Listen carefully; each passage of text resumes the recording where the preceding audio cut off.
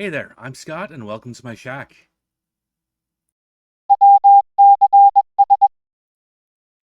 So, this week on Working Class Signal, SSTV. So, what is SSTV? Let's talk about what it is. It stands for Slow Scan Television. And in spite of the name, it's not really television in the way we normally think of it. The basic idea goes back to the 1950s when radio amateurs started experimenting with ways to send pictures over relatively narrow bandwidth radio links.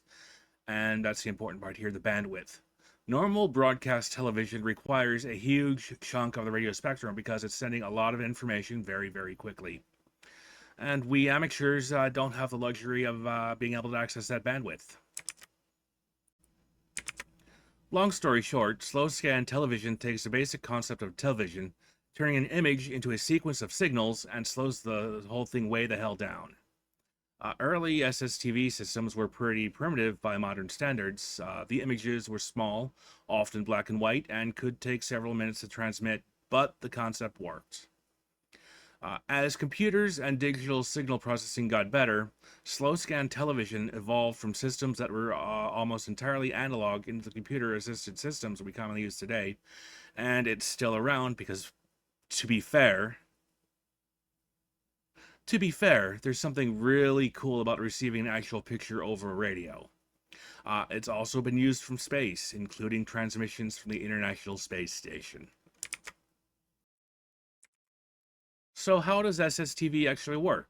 That's the neat part. An SSTV transmitter is not sending a picture as a picture, it's converting that picture into audio via modulation. Think about a black and white image. Each pixel has a brightness value. As how this works is the SSTV modulator takes those brightness values and converts them into different audio frequencies.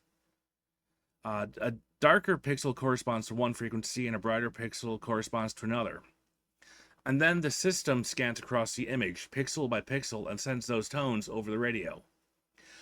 Your receiver hears what basically sounds like a bunch of weird electronic noises, which is exactly what it is.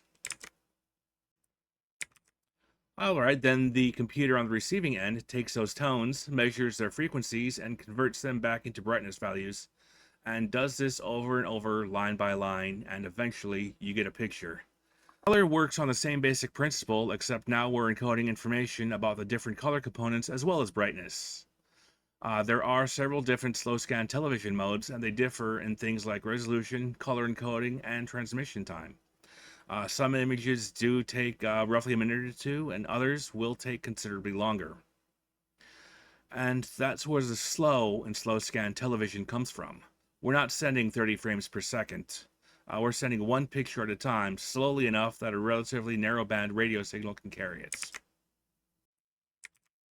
And that's what makes SSTV such a wonderfully weird intersection of radio, computers, and television.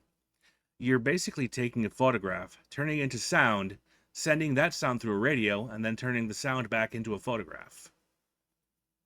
And that's what we're going to do right now. I'm going to fire up the receiver, we'll find the SSTV signal, and we are going to watch that picture get built right in front of us. This is going to be neat.